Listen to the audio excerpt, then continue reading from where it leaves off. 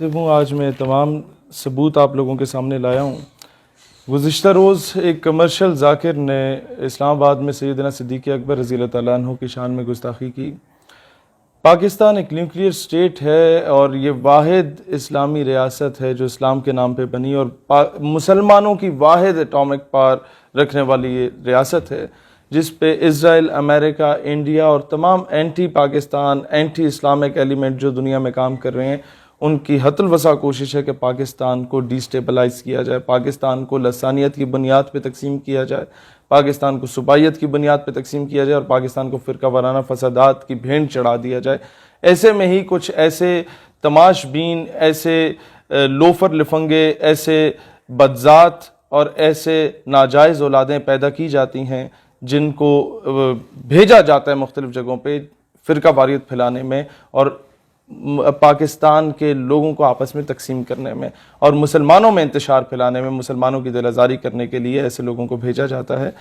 اور اس کی سب سے بڑی وجہ کیا ہے؟ یہ گستاخی کیوں کی گئی؟ کیونکہ اس سے پہلے قانون عمل میں نہیں آیا۔ اس سے پہلے کئی کیسز رپورٹ کیے گئے، ایف آئی اے کے سائبر کرائم ونگ میں پاکستان ٹیلی کام اتھارٹی کو ساتھ بھیجا گیا، لنکس ان کے بلاک ہو جاتے ہیں، وہ لوگ پکڑے نہیں جاتے، ان کو پکڑنے سے پہلے ان تک رپورٹ پہنچ جاتی ہے کہ جناب آپ کے خلاف کارروائی ہو سکتی ہے، اپنے اکاؤنٹ بلاک کرو۔ وہ بلاک کر دیتے ہیں، ثبوت مٹ جاتے ہیں اور وہ لوگ باہر ہوتے ہیں، وہ آئی ڈی چینج کرتے ہیں اور پھر گستاخیاں کرتے ہیں اور پھر مسلمانوں کی دل آزاری ہوتی ہے، پھر سڑکیں بلاک ہوتی ہیں، پھر دھرنے ہوتے ہیں، پھر کہا جاتا ہے ملک کے معاشی استحصال میں ہے اور کوئی اس طرح کا نا خوشگوار واقعہ ہوتا ہے تو ہم ایف اے ٹی ایف کی زد میں بھی آ جاتے ہیں۔ اور ان ساری چیزوں کا ذمہ دار کون ہوتے ہیں؟ وہ لوگ ہوتے ہیں جو ان کو پروٹیکشن دے رہے ہوتے ہیں گورنمنٹ میں بیٹھ کے، وہ لوگ ہوتے ہیں جو ان کے خلاف قانونی کارروائی نہیں کرتے۔ سب سے پہلا کیس آپ کے سامنے لاتا ہوں جو گستاخ رسول کا، گستاخ صحابہ کا اور گستاخ اہل بیت کے تمام کیسز میں نے اکٹھے کیے پچھلے 2 سال کے، صرف میں آپ کو ڈیٹا دکھا رہا ہوں اور وہ بھی کچھ جو مجھ تک پہنچے۔ 1 مارچ 2019 کا یہ کیس ہے اور یہ ابھی تک اس پہ کوئی کارروائی نہیں کی گئی، اس بندے کو نہیں پکڑا گیا۔ دوسری جو درخواست جمع کرائی گئی تھی وہ 2 جنوری 2019 کا کیس ہے، 7-8 یوٹیوب کے لنکس یہاں پر دیے گئے تھے۔ وہ بندہ جو تھا وہ ابھی تک باہر ہے، اس کے خلاف کوئی میں نام اس لیے نہیں لے رہا کیونکہ یہ لوگ جن کے نام لیے جائیں گے ویڈیو میں، یہ پھر باہر اسائلم کے لیے اپلائی کر کے باہر دفع ہو جاتے ہیں اور امریکہ اور تمام ملک دشمن عناصر ان کو پال پوس کے بڑا کرتے ہیں، جس طرح قادیانیوں کے ساتھ ہوا، اسی طریقے کے دیگر کفار کے ساتھ بھی کیا جاتا ہے۔ اچھا، پھر تیسری درخواست جمع کرائی گئی 3 جنوری کو دوبارہ آئی اور اس میں یہ مزید یوٹیوب کے لنکس دکھائے گئے اور وہ سائن بھی ہو گیا، سیکشن آفیسر تک پہنچ بھی گیا، لیکن قانونی کارروائی نہیں کی گئی۔ پھر جناب اگلا کیس آپ کے پاس آتا ہے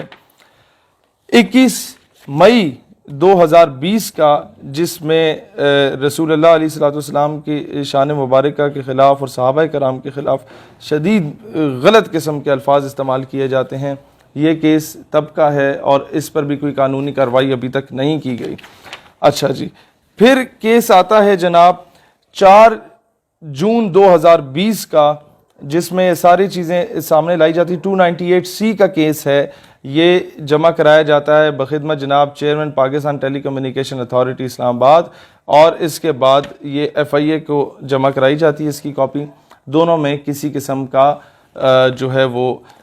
کارروائی نہیں کی جاتی۔ یہ سارے ثبوت اس کے ساتھ اٹیچ ہیں، جو باتیں کی جاتی ہیں میں وہ دکھا نہیں سکتا آپ لوگوں کو اور نہ میں وہ الفاظ کو دہرا سکتا ہوں۔ پھر اگلا کیس آتا ہے جناب، یہ سنتے جائیے، 22 اکتوبر 2019 کا کیس آتا ہے۔ اس میں سارے ثبوت کے ساتھ وہ لنکس کاپی کیے جاتے ہیں لیکن کسی قسم کی کارروائی نہیں کی جاتی۔ پھر آتا ہے جناب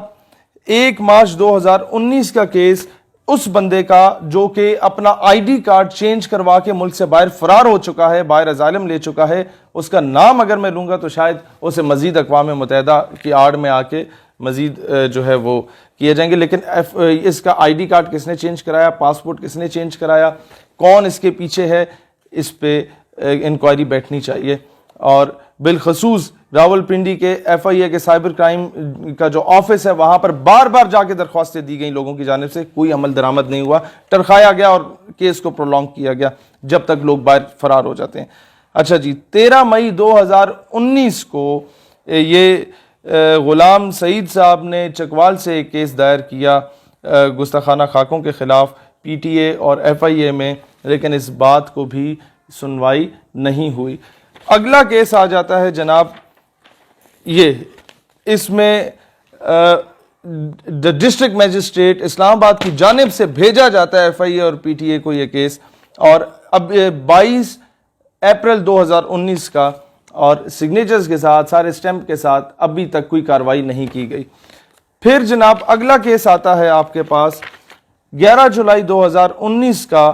اس میں بھی، اور اس پہ لکھا ہوا ہے the matter may be assigned top priority، اور یہ بھیجا جاتا ہے government of Pakistan ministry of interior سے، یہ آپ کے انٹیریئر منسٹر کی جانب سے بھیجا جاتا ہے، اور جو بھیجتا ہے وہ یہ آپ کے سامنے ہے، لیکن کوئی کارروائی ابھی تک نہیں ہوئی۔ 11 جولائی 2019 کی بات تھی اور ابھی 2020 کا اگست چل رہا ہے جناب۔ پھر آتا ہے آپ کا 29 اپریل 2019 کا کیس، ابھی تک کسی قسم کی سنوائی نہیں کی گئی۔ پھر جناب آپ کے پاس آتا ہے بلاسفیمس کانٹینٹ کا کیس، پی ٹی اے کی جانب سے بھیجا جاتا ہے، ریفر کیا جاتا ہے منسٹری آف انٹیریئر کو، اور میں ابھی ان لوگوں کے نام نہیں لیتا، ان میں سے کیا پتہ کوئی بے گناہ بھی ہوں جن آفسرز کے پاس گیا، لیکن جناب جب 1.5 سال ہو گیا ہے نا،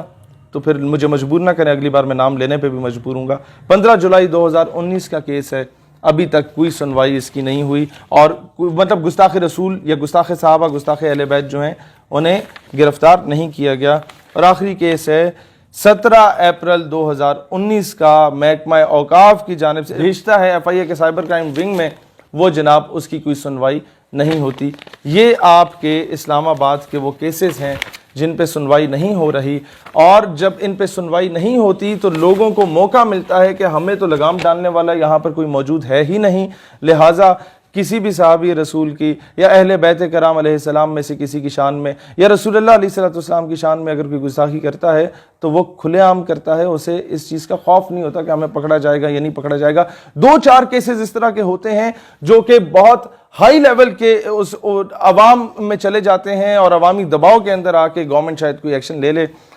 ادروائز کوئی سنوائی نہیں ہوتی۔ پھر کوئی قانون ہاتھ میں لیتا ہے تو کہا جاتا ہے توہین عدالت ہوتی ہے، قانون ہاتھ میں نہیں لینا چاہیے، لیکن اس پہ دیکھا جائے کہ گورنمنٹ میں یا اداروں میں یا محکموں میں کون کون سے ایسے سمپتھائزرز موجود ہیں جو ایسے لوگوں کی پروٹیکشن کر رہے ہیں۔ میں ہمیشہ یہ کوشش کروں گا پاکستان میں فرقہ واریت نہ پھیلے، مسلمان ایک ہو کے رہیں، کیونکہ پوری دنیا کے مسلمانوں کو آپ لوگوں سے امیدیں وابستہ ہیں۔ You are the only nuclear state, you are the only country after Medina Pak, the only homeland after Medina Pak which was made on the name of Islam۔ Pakistan ہمیشہ زندہ باد۔